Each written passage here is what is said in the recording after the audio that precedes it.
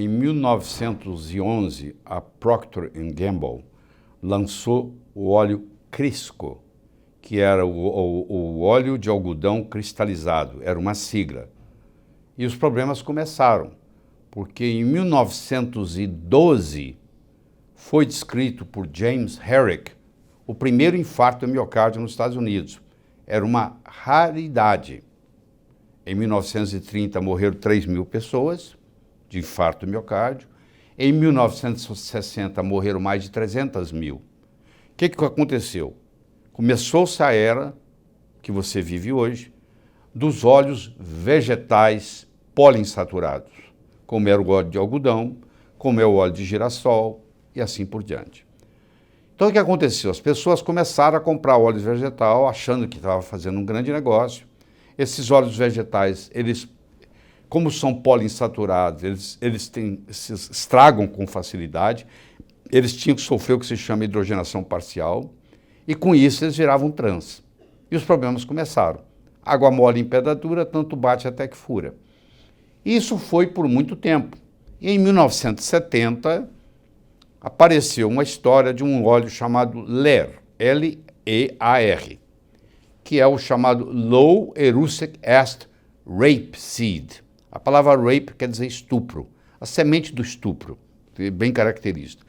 Esse óleo até então era um lubrificante para motores. Hoje na Europa ainda continua sendo. Isso foi desenvolvido numa universidade no Canadá e foram colocar isso no mercado e não deu certo. Aí eles mudaram o nome. Eles passaram a chamar de canola, Canadian Oil Low Acid, cuja base é o ácido erúcico, que na planta em si, que é a couza, é 55%. E o criador de gado, de cavalo, não deixa o animal chegar perto da plantação, porque se o animal comer a couza, ele desenvolve insuficiência cardíaca congestiva, porque o ácido erúcico ele dá uma fibrose cardíaca. Então o que eles fizeram? Eles modificaram a couza geneticamente, é um produto geneticamente modificado, trouxeram essa concentração de ácido erúcico para 1%, lançaram com o nome de canola, no Canadá, e tentaram trazer para os Estados Unidos. Passaram-se 10 anos brigando, existe uma conversa muito séria de que houve uma corrupção muito grande, que o governo canadense chegou a pagar 50 milhões de dólares para o governo americano para isso ser aprovado nos Estados Unidos. É uma corrupção uma das maiores corrupções nessa área.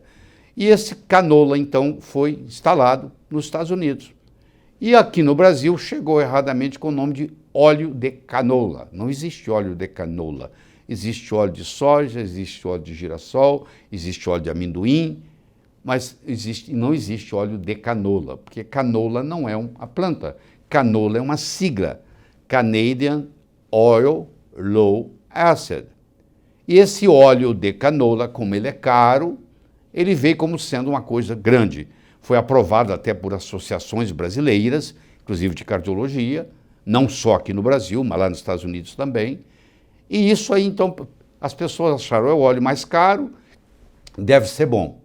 Mas, infelizmente, você leva para casa uma coisa que, além de ter gordura trans, se oxida com facilidade, e aí você está levando o veneno para casa. Eu sei que é duro você escutar isso, mas se você for estudar profundamente, como eu estudei, a origem disso, e lá na Europa, se você for e ver plantações de couza, continua fabricando lubrificantes de motor, nós levamos para o nosso prato. E isso traz consequências muito grandes, porque apesar da doença cardiovascular ter diminuído um pouco, a insuficiência cardíaca congestiva vem aumentando.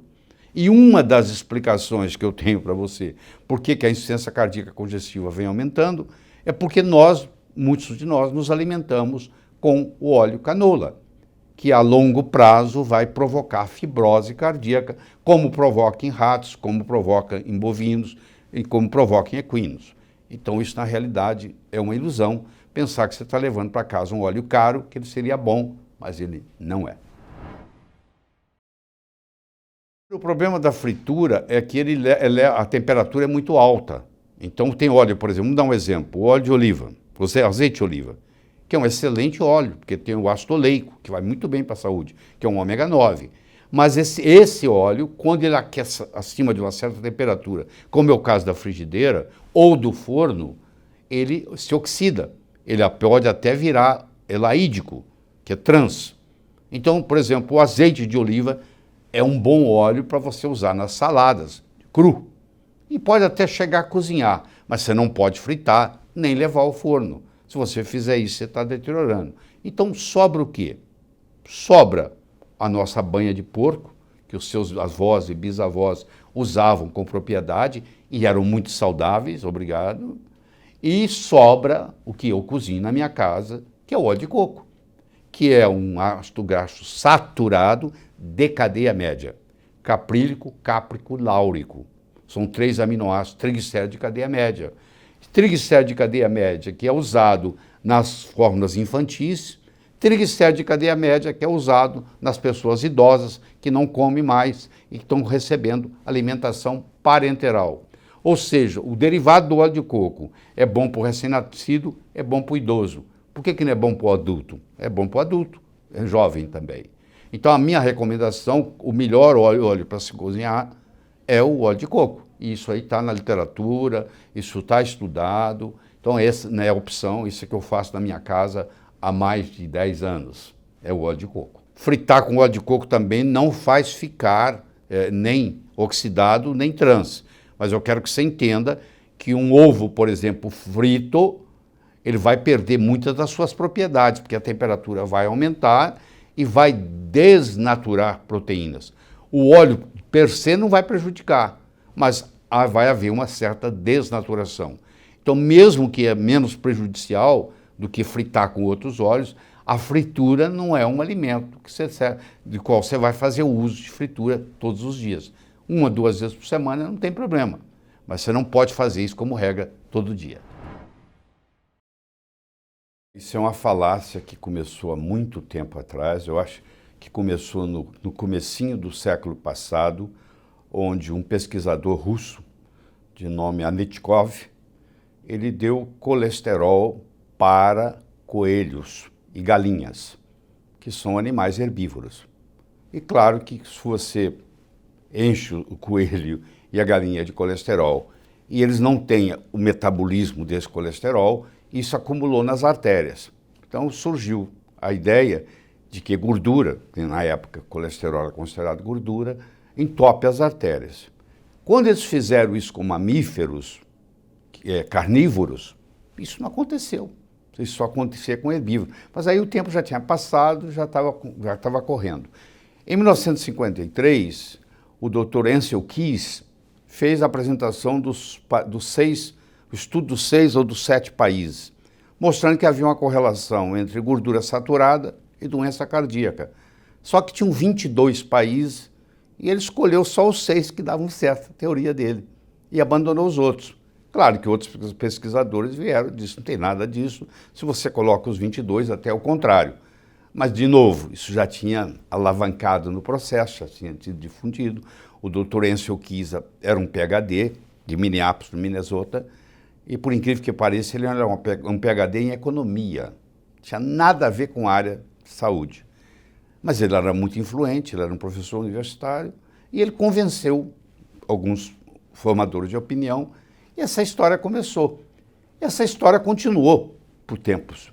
Recentemente, em 2010, o Dr. Siri Tarino publicou no American Journal of Clinical Nutrition um estudo, meta-análise, multicentro, analisando muitos dados, mais de 300 mil pacientes, e ele mostrou que não havia nenhuma correlação entre gordura saturada, aumento de colesterol e doença cardíaca.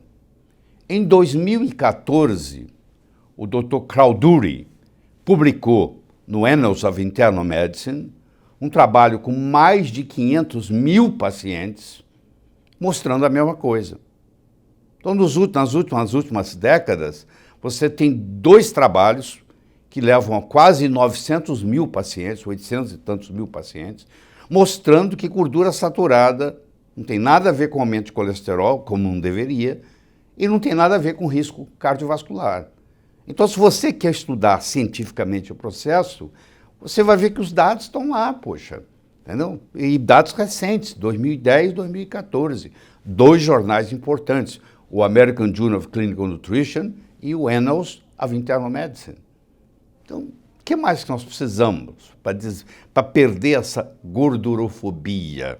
Eu acho que não tem mais o que perder, tá demonstrado e, infelizmente, muitas pessoas estão perdendo isso porque elas acham que gordura faz mal, elas pararam de comer gordura animal, passaram a comer gordura vegetal com todas as suas consequências, porque a gordura vegetal ela é poliinsaturada, ela vai ou hidrogenar para não ficar rançosa na glândula, ou ela vai oxidar, até a luz oxida ela no supermercado, e o indivíduo leva para casa esse óleo vegetal altamente prejudicial. Dos óleos vegetais para cozinhar, o único que realmente sobra é o óleo de coco, porque é um óleo saturado de cadeia média. Entendeu? Então vocês vão ver que a partir de agora, aquela gordura saturada, que era considerada um bandido, agora passa a ser também um mocinho. A recomendação é coma gordura, mas são gorduras boas. O que é uma gordura boa, o que é uma gordura ruim? Uma gordura ruim é aquela que é oxidada ou hidrogenada. Então essa é a gordura ruim. Geralmente é uma gordura que começa de uma forma poliinsaturada, que ia ficar rançosa com muita facilidade no supermercado. Então a empresa que fabrica essa gordura, o que ela faz? Ela faz uma hidrogenação parcial e ela agora vira trans. Então se você ingerir gordura oxidada ou se você ingerir gordura trans, não é isso que eu estou falando. Você tem que procurar ingerir gordura saturada. Eu sei que é contra tudo que você escutou, mas eu vou te dar um exemplo. Qual o melhor alimento que tem no mundo? Leite materno. Quanto você acha que a gordura do leite materno é saturada? Mais de 53%.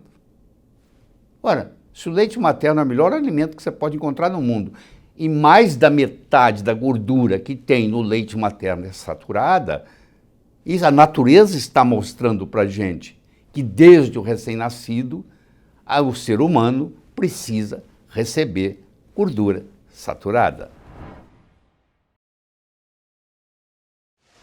Depende do seu tipo sanguíneo. Nós temos o tipo O, o tipo A, o tipo B, o tipo AB.